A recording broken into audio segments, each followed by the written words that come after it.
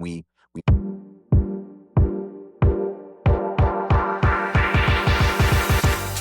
Welcome to the Career Jitsu Podcast, where we connect the art of Jiu-Jitsu with your career. Our mission is to empower and inspire you with engaging conversations and valuable insights from people just like you who benefit from the shared relationship between your workplace and the art of Jiu-Jitsu, leading you to a more fulfilling and successful life.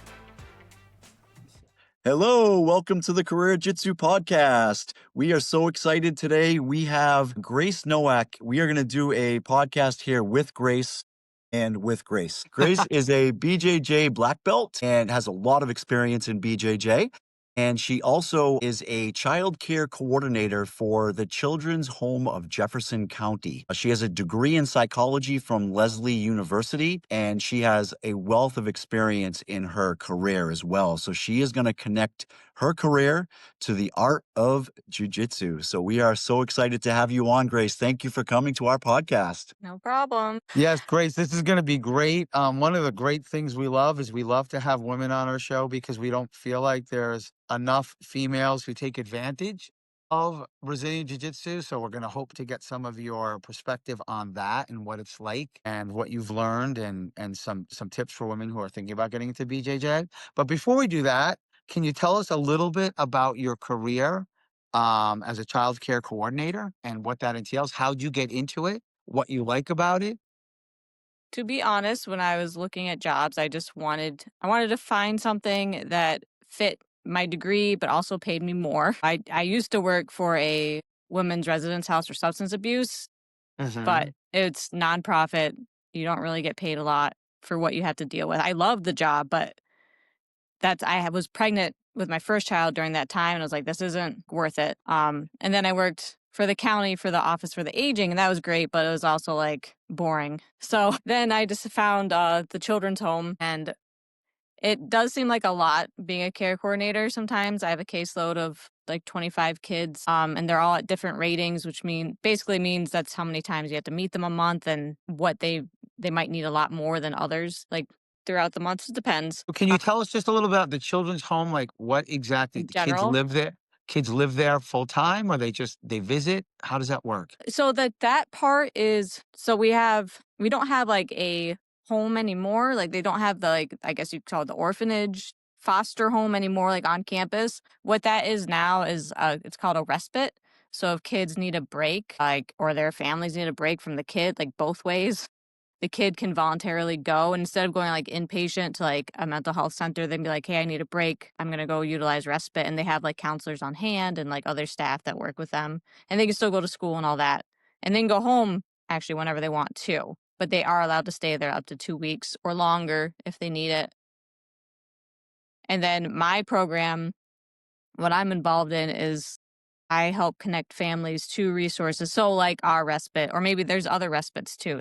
We're not the only respite around, but I coordinate their care between like verbal therapists and like medication management and primary care doctors and dentists. I might connect them to the office for people with developmental disabilities if they need it. I'm making sure everyone's communicating with one another. So you're the hub. You're basically the Yeah, hub I'm the hub. piece of Exactly. all the care that child would need. And Yes. it's children from 1 years old to 18, or They could literally be 0 months old if so they 0 to needed it. 18, Yep. basically. Wow. So you must see everything. You see a lot, and definitely you think you have a bad caseload, and then you hear about another person's caseload. You're like, wow, I got it easy. Yeah. But yeah, there are a lot of sad stories. You know, some kids come from a lot of abuse, but then there's some kids, it's not really that they're coming from a lot of abuse, but they have like behavioral issues that have affected their school life. So like whether that's ADHD, maybe they just have a mood disorder, so they have depression and that's affecting their school life. So you have to find ways to connect them to those resources. And sometimes schools, like you would think schools and doctors and all that are great at communicating that they've done these things for the child, but they're not, because you talk to the parents, they have no idea what's going on with their kid. Wow. So it's definitely a helpful service. I've seen that more now as I've gotten more into the job. So Because at do first you it seemed like I was just an extra cook in the kitchen. Now I realize what's So going on. you personally engage, you have 25 kids, you engage Mhm. with them, you talk to them, you understand their issues, their problems. You connect like you form bonds. You must form bonds with these Oh yeah. kids. Yep. I have one kid we meet and we play Jenga like every time we meet. That's like our meeting at school. You have to build a rapport because if you don't build a rapport, they're just always going to tell you, "Ah, things are good, Yeah. things are great," and it's like, no, they're not. Just yeah, I get them to talk to you a little Yeah, bit. you get the one word answers Hmm. if they don't Yeah. So then you feel have to invested in learn you. how to like do those investigative questions, like why was it good? Like, can you tell me a good thing that happened, a bad thing that happened, things like that. So so you found a job you like and one that pays you well. So congratulations on that. Tell our listeners a little bit about your journey in jujitsu. And the listeners are going to be very impressed when they hear your story of some of the things you've accomplished. So, why don't you start from the beginning? What happened? One day you woke up and said, I want to take a class in jujitsu. How did that happen? So I've been in and out of like martial arts since I was 4. My mom actually put me in because she saw me playing Power Rangers and wanted me to be responsible. So she put me in Taekwondo so I could learn to not hit people just because. And then I got out of Taekwondo when I was like 8. I tried to get back to it, I couldn't. Then I did Aikido for a few years actually, and that ended. The instructor was just, we'll just say, not the greatest. And so then, yeah, I found out about this judo club that was on the same road as the Aikido school. And I just decided to go in and try it. Um, and that was in 2008. And it was just like, it's just judo club. You just pay like a lifetime fee. It was like $100. You just go. Like, and I went Wow. 6 days a week, for my first like several. Well, I was at the judo club for a couple of years, but like ever since starting jiu-jitsu, I was like going like every day. But at the judo club was basically I had one class a week of jiu-jitsu and then it was just rolling the rest of the time. Oh, So I so learned a lot judo, from it just wasn't, I'm sorry, just so oh to sure, yeah. clarify, it wasn't judo with all the throws. It was more of a jujitsu, or was it I with the did throws? so it was based so the guys who ran it were they're judo guys, but there was a guy there that has started a jiu-jitsu class who's a blue belt, but the family it was run by like one big like family and they're all judo like black belts. So there was a judo class once a week, but I just never took to judo the same way. Like I've learned it, I know, but like my thing was like the jiu-jitsu. So I'd go and I'd roll and there was like 2 hours of rolling like 6 days a week. Wow. Yeah. Thrown into the fire. Yeah, exactly. I mean, yeah, Really? I literally just threw myself into it. And I was the only girl. I started when jiu-jitsu is like you were lucky to ever meet another girl unless you were competing. And that was like all the way up until coming here. I didn't train with any girls up until like 2015. In 2009, so a year later, 2009, Jiu-Jitsu Nation opened up in Watertown, which was like an official jiu-jitsu school. So I did go there. And then that's actually where I met my current boyfriend, who is the father of my children. We met in jiu-jitsu. I bet him I could put him in a triangle, and I did. He didn't tap, but That's he one still way to got me get the respect, box. right? Right. He still got me the box of Mike and Ike's that he said he would get me if I put him in a triangle. So, and then we ended up moving to Cape Cod. We lived there for about it was like 5 years. It was 2010, and we trained with Seth Silva, who was under Daniel Gracie, and I got my blue belt pretty much right when we got to Cape Cod, so 2 years after starting. And then Wow. so we trained there for like 5 years. And I got my purple belt from Seth Silva. At that time, he had switched over to Nova União at the time, so I actually got it while he was like working with Hene. I forget his last name. But then we moved back up here in 2015. I started working with Curtis Mosley at Bering Jiu Jitsu. And actually, it was kind of cool because it came full circle because a guy I had started training with in 2008 was also at this school, like helping to run it, Jamie Fryer. So I got to train with people I had trained with in the beginning again, and then also meet all these new people. So it was pretty cool. And then also like this whole time, I was training MMA as well. So I was doing boxing and Muay Thai, competing in mixed martial arts, and I was always trying to do like 5 jiu-jitsu competitions a year. They're always like local competitions, but um, just to get my experience up. And so when I came here, I continued to do the MMA more than the jiu-jitsu competitions. And then I started teaching as a purple belt. And I just kept working until I got to 2024. And it was time for me to test for my black belt. And we train under Grandmaster Flavio Behring, who's actually from like, oh man, I knew this from my black belt test, but it was like the 1940s, right? And he trained with he grew up training with the original Gracie family. He's, in his Wow. 80s. He's a So red belt. you're tapping into history. Yeah, so it's pretty cool. That was pretty surreal. Like when I first moved here, I actually got to meet him because he used to do seminars. It's been a while, but he would come up and do seminars, and like his like way of explaining technique is fantastic. It's like simple. He's focused on like just like non-flashy movement, which is great for me because as you get to purple belt, you want to do all the flashy things, and you kind of learn that it's not about that. But yeah, so I actually got to test for my black belt with him and like a few other like high up there belts in the Behring like chain of schools, you could say. And then it was also cool because I got my black belt from like the first person I ever rolled with, like watching, which was Jamie Fryer, and another instructor that joined us, Billy Garrett. I also started training with, so he got to see me get my black belt. So everything kind of just came full circle with me getting this black belt from this red belt who was just amazing. So it's just a surreal like thing for me. Yeah, that's awesome.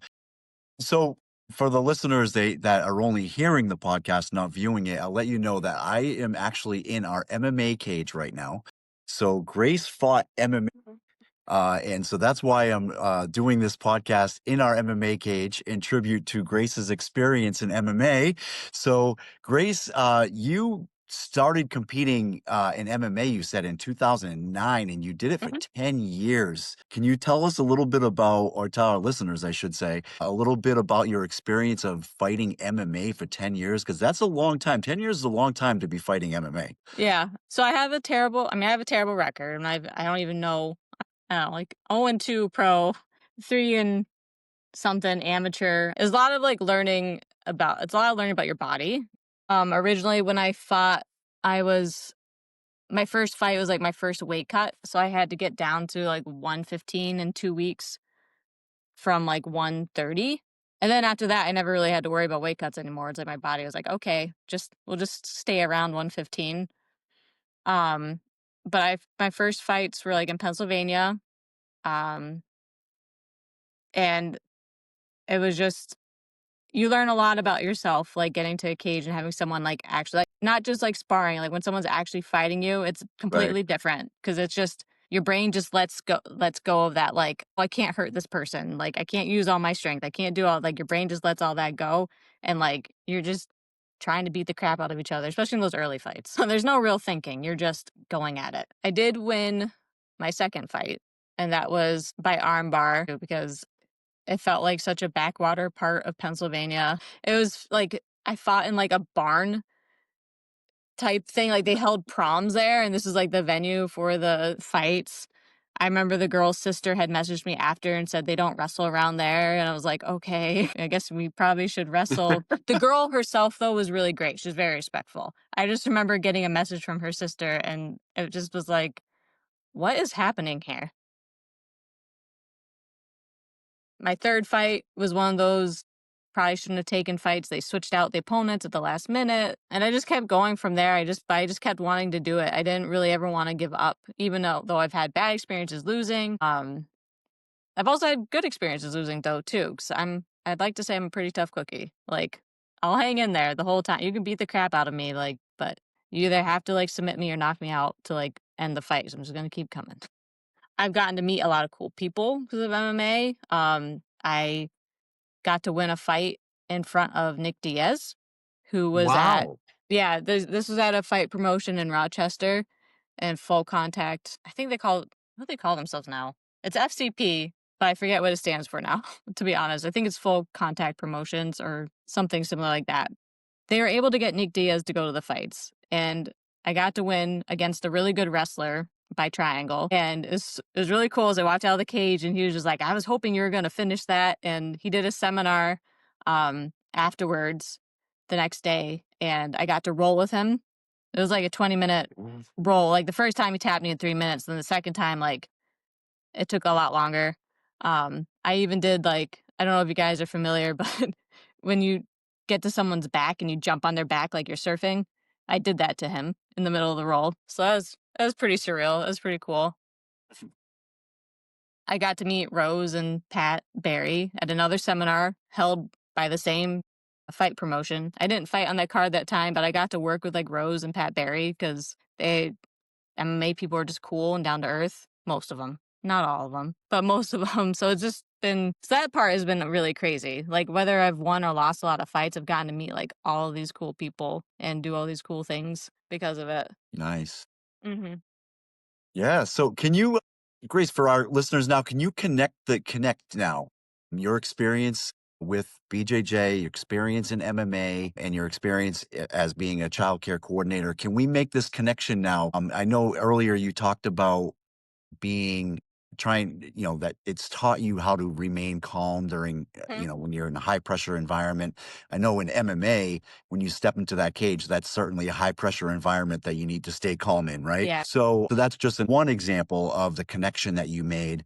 So can you talk a little bit about some more connections that maybe you find between your workplace and jujitsu? Yeah, I mean, I would definitely say that one other way these different things seem to like not connect at all, but they do connect is that, everyone's different and you run into all different type of body types in jiu-jitsu, right? Like you're really flexible people, you're really spazzy people. So there's always different ways to handle those people to get to like the same solution. So like with some families that I have, there's some parents are a lot more, I would say, they don't really know anything about what's going on. And then you have parents that are really involved and you have to find ways to get them to like go to that therapist. Even the ones who are really involved, like it's easy, obviously. But the ones who aren't, you had to figure out ways to like convince them like, hey, it's not an embarrassing thing. It's important for your child to go. You just have to find like different solutions for different families, essentially. Just like you would find a different solution on how to armbar the really flexible person versus the really stiff or strong person that can arm curl you, right? Right. I would also say, like, kinda cutting out the fat too, uh, because there are a lot of, like, pointless things that could happen in this job. Like, you can go off on a tangent with the family and, like, not even solve anything if you allow, like, too many of the details to, like, get in the way. Because sometimes the family will start getting hyper focused on, like, one aspect of thing that's something that's going wrong with their child when it's, like, it's not just them missing the homework, there's something else going on here. In jujitsu, especially like I would say my style, I'm not very flashy. I like to just kind of get to the point, but I do have other like tricks up my sleeve in case like the one way doesn't work out, just like anything. The first way might not work out right away. So I'd say that's one way jujitsu and my job connect is just finding all those different pathways to solve something and being able to like cut out the stuff you don't need to get to the solution, making it simple, easy to understand. The fundamentals, Jason always says that. Right. Yeah. If that Fundamentals win that makes fights sense. and fundamentals, win relationships and make you a more effective business person Yeah. as well. Yeah. And I definitely, especially like getting up there in the ranks and like just getting more experience as a person, a human being, it's definitely just you go right back to simple things. You don't you end up not doing that secret crazy De La Hiva Berimbolo Yeah. ankle block All the to all the triangle really are so race. Yeah. They're practiced still once in a fun. while. Yeah. But yes, fundamentals. You're not the first person who has said that either. A lot of people who practice jujitsu have learned that, the cool, flashy moves are cool and flashy, and you certainly can hit them sometimes, but the fundamentals is really your bread and butter, right? Hmm. Quick question. You said something that piqued my interest. You said that one of the most important parts of your job is building rapport, Hmm. building bonds. And do you feel like that is similar to your training in jujitsu as and MMA as well? Sure. 'Cause, you have those bonds with your coaches. You gotta be able to get along with your coach, right? That'd be a very terrible experience if you It hated the really would person be. cornering you. And same thing with your teammates. Like it's an individual sport, but at the end of the day, you want people there to cheer you on or want to come help you. And if you don't have that, it can be a very lonely experience. And I mean, you won't really get anywhere if you don't have anyone to work with. I would So imagine it's super similar. if somebody could not make bonds in their jujitsu and in their MMA, they probably would not last long in the field. Right, and you see that. I've seen, like, stories, people talking about it, and it just doesn't as far as jiu-jitsu goes, you see people talk about other schools, and, like, a lot of it's like, "Oh, I couldn't get along with anyone there. I couldn't form any bonds, and then they leave and they quit. And that always sucks. Yeah, it's the roots that keep us. It's the Yes. long, winding roots that keep us where we are, right? Keep us grounded and keep us with our people. Yeah, it's about the Yeah. culture, right? If you have a great culture, you have a great culture in your BJ gym and you have a great culture at work, it definitely makes the environment much better for you and helps you to be successful in both areas. So it's great. So Grace, when you were talking about the environment and like how you have to communicate a lot, is it similar? Do you find some parallels between BJJ gyms and your work environment in terms of communication? I know that like when we're in the BJJ gym, we drill techniques, and it's important to be able to communicate with the other person so you can both understand the technique, or maybe you're doing a roll, and after the roll is over, you're able to communicate like, oh hey, you could have put your arm here, or you could have moved over your hips a little bit this way, it would have worked. So it always helps being able to be a good communicator on the mats with your training partners. Does that translate into your career as well? I would definitely say so. I would definitely say that it helps because I've run into situations where I will talk to family and they'll be like, "Oh, this service provider hasn't been doing anything for us," or they just tell me, "Oh, we don't know what they're doing." And I'm like, "Okay." Then I talk to the service provider and they're like, "Well, we've been doing all this stuff for them. I don't know what they're talking about." So then I had to get them on the same page. Um, to get them to understand, because maybe the family doesn't understand that the service provider has been doing anything for them, or like what the service provider is even doing. So I had to like tell them, well, they're working on like cognitive testing for school. For like instance, this was a provider that especially helps with school and like getting testing done. And the family said they didn't know what was going on. They had no idea if the kid was getting tested or not. And the service provider is like, no, this is definitely happening. I just have to go through these steps. So then I had to go back and explain it to the family. So yeah, it's definitely very similar in that Yeah, sense. it kind of sounds like a three-dimensional puzzle that you have to put together. When I think of the way you're talking about your career, it seems like you have a three-dimensional puzzle that's moving, and you Hmm. have to keep all the pieces and all the links together, which is a really dynamic kind of way to have to do your job, right? You have to almost flow like the water, right? Yeah, yeah, you had to flow like jujitsu. You had to just gotta take it and go with it every which way. You might have to change direction suddenly and just be able to understand that now you're going down a new path and now you gotta figure out a new solution and not be upset, and patience. You need a lot of patience. Working with kids that are disadvantaged and facing adversity, you really do have to have compassion and patience. And Hmm. jujitsu definitely teaches you patience because you can only improve so fast in jujitsu, Right. Yeah. right? But you want to improve like this, but sometimes you improve like, and sometimes it's just right. Right. It's just a plateau. It's just we've all plateaued. Absolutely. I had a question. You said something very interesting to me. You said you had your pro fights, you had your amateur fights, you won some, you lost some. So I kind of picked up that you're like, but even the ones I lost, I had fun and I learned a ton and I met great people. That attitude is the attitude of somebody who's winning in life, who's like looking at things and saying, okay, I didn't get the result that I wanted, but boy, that journey was awesome. And I'm going to be better on the next time I climb that mountain. Do you find that that experience makes you more resilient in your job and those characteristics carry over to what you do professionally? Sure, because I mean, there's a lot of times when it seems like you're not able to do anything for these families other than just like sit there and listen to their woes because you don't know how to help them at first. But then in that you get to know them better through that and build that rapport, and like you get to learn more from them so you can eventually find a way to help them. So it's like, again, it's using that patience, just understanding that it might not be a win right away. You might have to like work at it, if that makes sense. Hmm.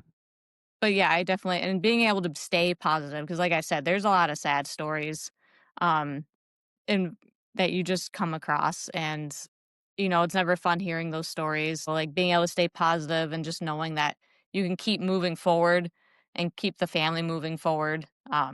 It's definitely a trait that translates from MMA to jiu-jitsu, 'cause you just like, if you lose a fight and you just quit, then that's it. Then you really did lose. Right. So it's like the same thing Right. here. If you just quit on the family, then, that's it. You quit on them, like, and that's not fair to them, obviously. And I Yeah. bet you that experience also helps you in your jujitsu too.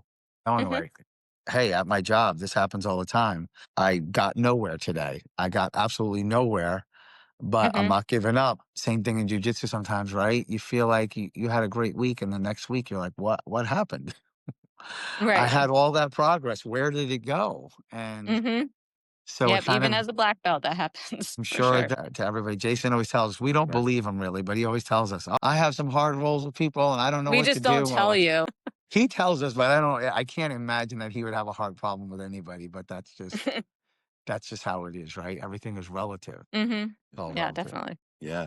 Yeah, I mean, like, having that open-mindedness, right, Grace? In, like you said, when you have children that you don't know what type of trauma they've experienced, Mhm. what they're going through, do you think that that helps you to be a more kind and compassionate person on the mats as well? I'd like to think so, because you don't know what people are going through throughout the day. Yeah. Sometimes people aren't so good at letting the ego go at the door, or whatever happened to them at the door. You kind of just have to remember, like, you don't know, like, what happened that day. So just Right.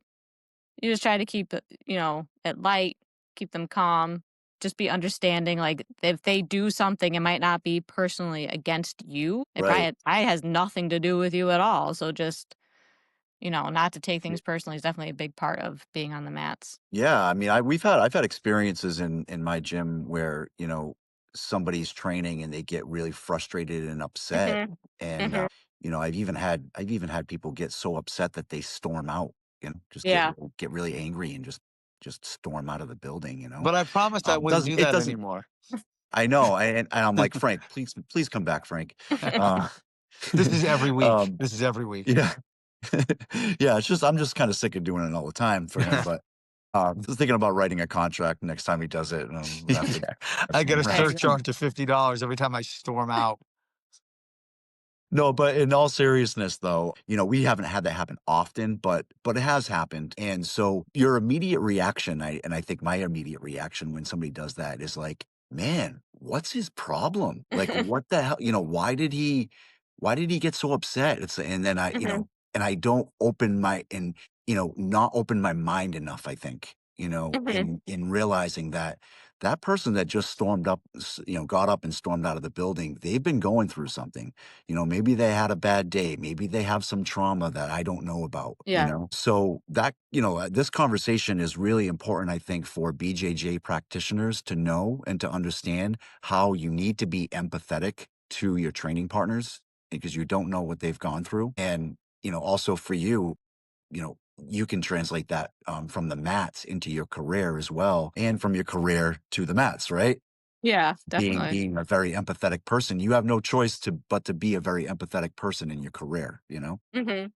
So For a second, I wanted to ask you about being a female in the art of jujitsu and what advice you might have for women who they're underrepresented in the sport, right? There's not if you go to Mhm. any gym, there's not as many women as there are men, but the women who are there love it.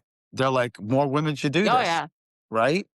What would you say to women? Like, explain a little bit about maybe the difference of being a woman going into jujitsu, and then what you would say as advice to a female who might be thinking of joining. Hmm. That's a That's hard. deep one. That's deep. Yeah, especially for me, because, like, when I got into I just threw myself into it. Like, I didn't care. Like I said, I was the only girl. I was scrappy. I just fought. But I think, important advice going in is just looking at the culture of the gym. Like, are they inviting? Are they, like, family friendly? Are there other girls there who have stuck around and, like, enjoy being there? Do those girls feel ignored by, like, the rest of the population? Like, are the guys all willing to roll with them, etc.? Are the girls all willing to roll with the guys? Like, are there a lot more guys than not that they don't like to roll with? mm, And, it is a lot of personal space. You had to get used to that getting taken away from you, because you're going to run into all sorts of sweat and hair getting in your mouth. So you kind of just have to accept that. personal space is gone. But it's such a great thing to get into, especially for self-defense. 'Cause I feel like especially you get that live, like, even though you're not really like fighting the other person per se, maybe you are if you're new, but you get to go with people who don't know how to use their body, who are spazzy. You have to learn how to control them. And then you go with people who are higher up that know how to use their body. They might be more athletic or they've just been doing jiu-jitsu a long time. So you get those different looks and it just kind of gives you an idea of like pressure might feel like in a real life situation, especially if you're underneath a 200-pound man. Like it just gives you that experience. It tests your mettle. Like you're going to get a toughness from that you might not normally get from other sports. And it can build discipline. Um, then, I mean, it's just fun. It's a good way to connect to people and learn. And I'd say any woman who wants to get into it, like, important thing is to pay attention to again is just that gym culture and making sure like the people in general are like happy there and like they get along and they're not trying to gatekeep or push people out or have weird cult like rules like you can't train in other gyms. Right, right. Yeah, I mean, I that's think great advice. so like with that on that concept, right? So you on the mats, like you have to train, and you teach a lot too, right? Sometimes Yeah, are I you have a because you're a regular black belt now, Sunday so class. Yep. okay. So when you are on the mats and you're teaching and you kind of have to manage, a lot of different types of people, little body Yeah. types, where they're coming from, skill levels, right? So in that kind of setting for you as a teacher and needing the situation can be complex on the mats when you have like 10 people coming from all different backgrounds and skill levels, right? Right. And that is similar to also to your workplace, right? You have a lot of different, families that you have to try to find solutions to the problems with. Hmm. So, do you find that that has helped you to be, again, more open-minded to the different types of people that you're working with on the mats and at But definitely, I mean, you're especially in jiu-jitsu, you're going to run into all different types of like cultures, even of people that come in that just have different ways of looking at things, or like maybe we live near an army base. Actually, I'm an army brat myself. I mean, I didn't move around a lot, but I grew up on an army base. So that in itself helps me dealing with all sorts of different types of people. So it's always important to keep in mind that people come from different walks of life, whether it's a different religion, whether it's different culture, different race. It can all affect how they view things. So you just kind of have to keep an open mind because you might do something that offends them. And you have to be open to the fact, like, of understanding, like, hey, I offended this person. I want to learn, like, why, and then fixing that so you don't do it again. So it's yeah, and definitely people important. It's my job. yeah, and people understand things differently too, right? So like Yes, exactly. if you're teaching a certain technique, you might teach it one way to one person so they can understand it, but then teach it a different way Yes. to another person Everyone so they has can like understand it different as well. cues that help them, I've Yeah. found. Yeah. And you experience that with the kids you work with too. Sometimes you have to take different routes or different avenues on getting us the same message across to them. Oh, for sure. Yeah. Especially with like, there are some kids who just don't want to engage. So you have to like really find why they might not want to engage. And like, for instance, I have a kid and I think he feels like everyone's always just telling him what he needs to do. And granted, he hasn't engaged at all for a while. But at the time, I was handling it as like, I'm going to let him just talk when we meet and just see where we go with this. Like, is there anything I'm going to find out if I just let him talk instead of telling him what he needs to do and what we feel he should do? And like, it kind of helped. I was getting him interested in starting a job and stuff, but he kind of went backwards. It was no one's fault. It's just it's the unfortunate side effect of like what he goes through. He could be schizophrenic. They haven't given him an official diagnosis yet, so it's kind of the unfortunate side effect to a diagnosis like that. And he's very defiant. Mhm. But just doing simple things like that. Whereas there are like other kids, like they don't mind if you tell them what they need to do because they need that direction. They need to be told like, I need to go do this to get a job, or like I need help like figuring out what I like. So can you give me options of things I might like? They just don't know yet. Yeah, you kind of have to find what their way is that, what's going to click with them, right? Right. Exactly. Yeah. How it's gonna resonate. Kinda like with Frank, I'm like, you know, "Frank, you gotta do this from the north south." And then he's like, "Oh, yeah, that's right. Okay. Now it makes Right. sense. The north-south position, I can get it from there? Okay, I get it." Yeah, yeah, yeah, exactly. That's where you meet me because that's all I know. That's exactly true. And I love, Jason, when you say, if you just did this, Frank, you always say, like, oh, Frank, you were right there if you just did this. But I know deep down, if Right, I just did this, you would do something else. But right. it is good. You do have to be, adaptability is definitely And key. we've had the fortunate experience. You've had the fortunate experience, Frank, sorry to cut you off. You've had the fortunate experience as well to roll with Grace, because Grace has been to our gym on a few different occasions. You've had a chance to roll with her, and you've I experienced have what it's like to have a female black belt, Here's the you thing, know, Grace and I rolling with, have right? trained together. We've trained together. We've done some resistance drills and some we've never rolled though. We got to roll next time, Grace. Oh, you haven't? Yeah, I think we've just done the resistance ones. Yeah, Grace, you know what? I think he was ducking you. Yeah, Probably. very likely I told he you that just in he private, probably Jason. turned away and like had to go get a drink or something, you know? I told you that in private, and now you just blasted all over. Jeez, Jason. I said, don't put me with her. I don't want to be with her. She's gonna kill me. And now I'm on blast. Thanks a lot for that. No, Grace, next time you and I are gonna get a good roll in. Definitely. I would love that opportunity Yes, to definitely, roll for with you. sure. I'm sure I will learn a ton. Wow. Yeah. Well, If this you has guys been see, great. like I Let's look get some down a lot takeaways. because This I'm is awesome. taking notes. I have so many notes here. uh your story is just so impressive. The fact that you did MMA, amateur and pro, that's just so impressive. That is even people who practice jiu-jitsu and boxing and everything actually get in the ring and do MMA, it takes a special kind of person to do that, a certain grit, a certain mettle. Kudos to you for putting yourself out there and doing that. That's just amazing. And you did say that you were maybe looking Well, forward to thank doing you. it again. So I hope that you do get a chance to do that again. I think that would be awesome. Thank you. I hope so too. I think you will. You seem like somebody who's very determined. I have a few things to wrap up of some of the great. I mean, I can't wrap it all up because you've given us so many pieces of wisdom and so many great things to think about. But I made a couple of stars next to some of the things you said. One of the things you said early on in our conversation was the power of staying optimistic. And you said that in your career, sometimes you look at a very sad situation and you're making progress by the inch or the centimeter or sometimes plateauing, but the power of staying optimistic always helps you prevail.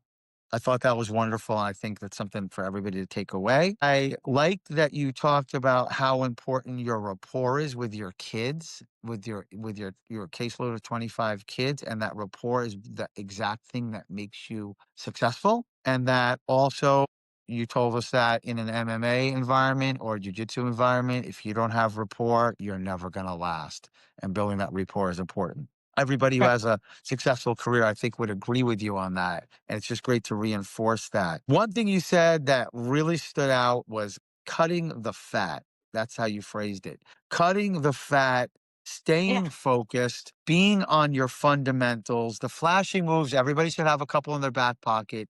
But your game in jujitsu, Okay. your game in life, right, is to cut the fat, focus on the fundamentals, always have a plan B, but keep it simple. And I think that's something that we need to be Right. reminded of often. And then the very end, two big points that you brought up. One was empathy and compassion that we talked about. And I love that you said you don't know what happened to that person you're working with. And I just learned this. I don't know if I'm going to butcher this term. It was fundamental characterization error. When we look at somebody who's acting a certain way and we characterize as you're a jerk, you're a loser, you're Mhm. a jerk, when you're not really asking yourself what might have happened today. Did you go to a funeral?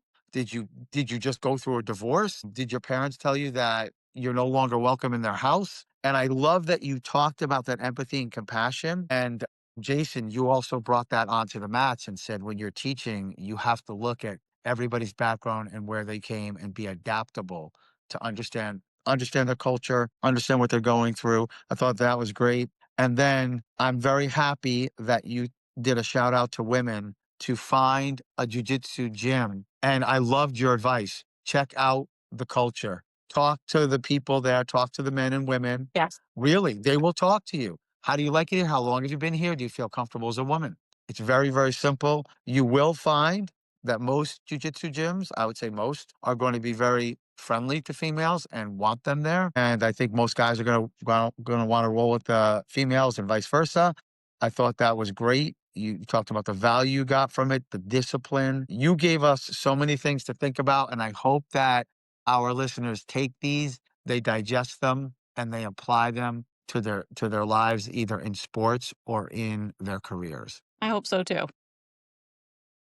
Definitely. I Yeah, appreciate you guys awesome. having me on. It's been fun. I'm Yeah, it glad you had definitely was. fun. I'm glad that you were able to do this for us. Yeah, and we have a call to action too, right, Frank?